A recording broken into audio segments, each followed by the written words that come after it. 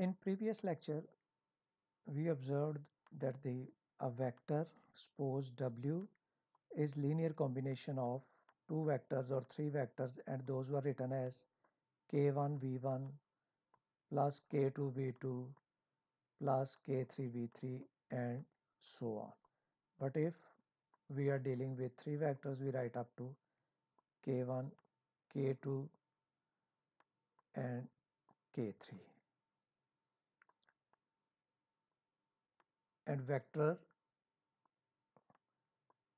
v1 was given, v2 was given, v3 was given, and the vector whose linear combination is v1, v2 and v3, they all are given. Now our new topic is about the spanning. If S is a set of vectors in vector space V, now S is a set that contain these vectors, and these vectors are in vector space V. Subspace W, W is subspace of V, but W contains the vectors, those are linear combination of these vectors. Again, S के अंदर कुछ vectors हैं जो कि V में है, ये vectors किस में है, V में. W जो है वो क्या है, W सबस्पेस है किसका, V का, और V के अंदर ये वेक्टर्स हैं. तो W जो सबस्पेस है उसमें वो कहता है इन सारे वेक्टर्स का लीनियर कॉम्बिनेशन होगा. अगर इनका लीनियर कॉम्बिनेशन होगा इसका मतलब है k1 v1 plus k2 v2 so on plus kr vr वाले होंगे सारे सेट्स. तो अगर W के अंदर ये सारे वेक्टर्स का लीनियर कॉम्बिनेशन मौजूद है तो फिर हम कहेंगे कि ये वेक्टर एक स्पेस स्पैन कर रहे हैं और उसको हम लोग बोलते हैं W is space spanned by S.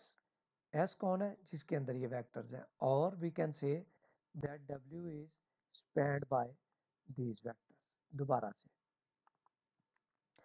S जो है उसके अंदर is a set of vectors और W सब स्पेस है. तो W अगर सब स्पेस है तो W के अंदर जो वेक्टर्स होंगे वो लीनियर कॉम्बिनेशन बनाएंगे इन वेक्टर्स का. अगर ऐसा है तो फिर हम कहेंगे W is spanned by S.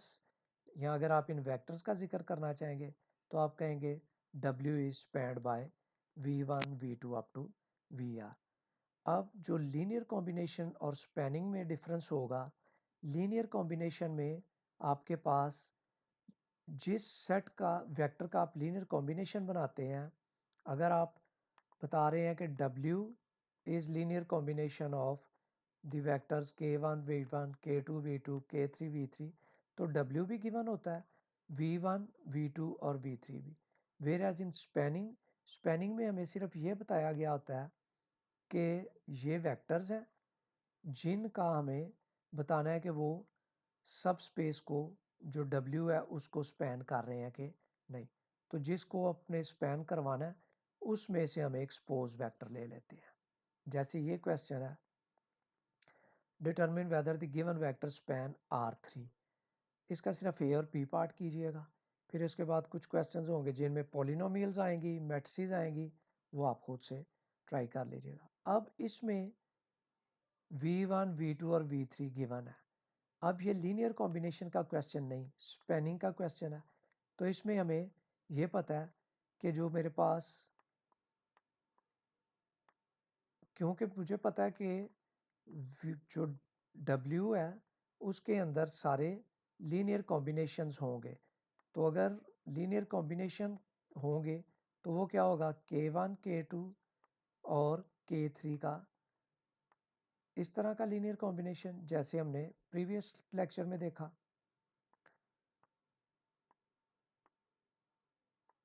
अब लीनियर कॉम्बिनेशन में गिवन था कि इधर भी वेक्टर हमें गिवन था. लेकिन स्पैनिंग किसकी हम अब इस क्वेश्चन में कर रहे हैं, whether the given vector span R3, के R3 के अंदर से कोई वेक्टर हम चूज करें जो कि लीनियर कॉम्बिनेशन बनाए इन वेक्टर्स का। अगर वो इन वेक्टर्स का लीनियर कॉम्बिनेशन बनाएगा तो फिर हम कहेंगे कि ये वेक्टर जो है उस R3 में से लिए गए वेक्टर को स्पैन कर रहे हैं। तो difference between linear combination and spanning is that in linear combination all the vectors are given, जिनका लीनियर कॉम्बिनेशन बनाना है वो भी और जिसका वो लीनियर कॉम्बिनेशन होंगे वो भी। लेकिन स्पैनिंग में आप एक वेक्टर जिसको आप बताना चाहते हो कि वो स्पैन करेगा कि नहीं, उसको आपने सपोज कर लिया। अब R3 में से लेना है तो मैंने सपोज कर लिया कि V कोई वेक्टर R3 में से है, क्योंकि वो R3 में से है तो उसके 3 कंपोनेंट्स होंगे A1 A2 और A3। अब क्वेश्चन बिल्कुल लीनियर कॉम्बिनेशन का बन गया। V is equal to K1 V1 plus K2 V2 plus K3 V3। अब मैंने V की वैल्यू पुट की, V1 V2 और V3 की, K1 से मल्टीप्लाई K2 से, तो फिर यहाँ पे आके मैंने पहले पहले कंपोनेंट को ऐड किया, फिर दूसरे और तीसरे, तो ये फिर आपके पास इधर कितने कंपोनेंट्स आ गए, 3, और इधर भी 3। अब A1 A2 और A3 की वैल्यूज़ आपको पता नहीं है, ना ही आप इन वैल्यूज़ को कैलकुलेट कर सकते हैं, ना ही हम करने लगे हैं। यहाँ से हमें 3 इक्वेशंस मिल गई। अब हमने ये चेक करना है कि ये स्पैन करते हैं कि नहीं। स्पैनिंग से जब आपने चेक करना है तो उसका मतलब ये है कि whether this system is consistent और नॉट। अब क्योंकि ये नॉन होमोजीनियस सिस्टम है तो इसको हम गॉस जॉर्डन की हेल्प से अब चेक करने लगे हैं कि ये स्पैन करता है यहाँ के नहीं। अदर वे इसका क्या है कि सिर्फ आप अगर इसका डिटर्मिनेंट चेक करें, अगर determinant not equal to zero आए तो फिर आप वहीं पे बता सकते हैं कि ये स्पैन करेगा। लेकिन अगर ज़ीरो आ जाए तो फिर वहाँ पे आप कोई डिसीजन नहीं लेंगे, क्योंकि फिर आपको पता है कि वो इनफाइनाइट सोल्यूशन की तरफ भी बात चल सकती है। इसलिए मैं रिकमेंड करूँगा कि स्पैनिंग के क्वेश्चन अगर सिर्फ हो तो आप उसको गॉस एलिमिनेशन की हेल्प से करें। अब मैंने इस सिस्टम पे गॉस एलिमिनेशन यूज़ कर रहा हूँ। मैट्रिसेस हैं, पहले एलिमेंट को मैं पिवट बनाने के लिए इस पूरी रो को 1/2 से मल्टीप्लाई किया। अब नेक्स्ट मेरा टारगेट क्या है, to make these two elements equals to 0। इसके लिए मुझे पता है कि मेरे रो ऑपरेशंस जो है वो कौन से होंगे, R2 प्लस R1 और R3 minus 3 times R1। R1 pivot row है इसलिए इकट्ठा ऑपरेशन कर लिया, ये दोनों 0 बन गए। अब नेक्स्ट स्टेप क्या होगा, किसको 1 बनाना चाहता हूँ मैं, जी बिल्कुल 3 को। So to make this 3 equals to 1, I will multiply row 2 by 1 by 3. So the pivot element will be A22. Now my next target is to make this minus 4 equals to 0. How it will be done? By multiplying row 2 by 4 and adding in row 3. Now you can see that R3 on the coefficient side is equal to 0.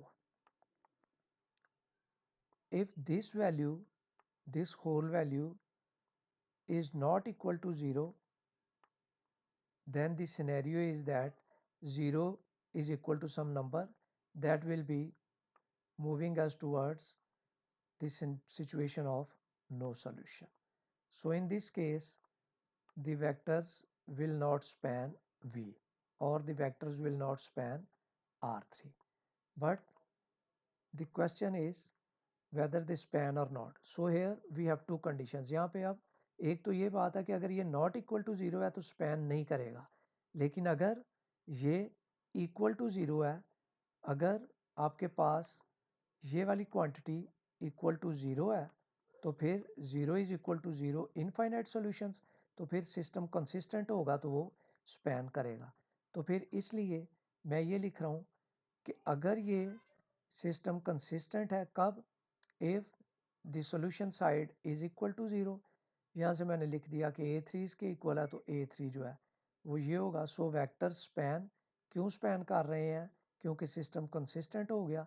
So vector span if A3 is equal to this much, और अगर ये इसके equal नहीं होगा तो vectors जो है वो राइट हैंड साइड सॉल्यूशन की वो किसी नंबर के इक्वल आ जाएगी जो बताएगा कि 0 इज इक्वल टू नंबर, तो वो फिर स्पैन नहीं करेंगे।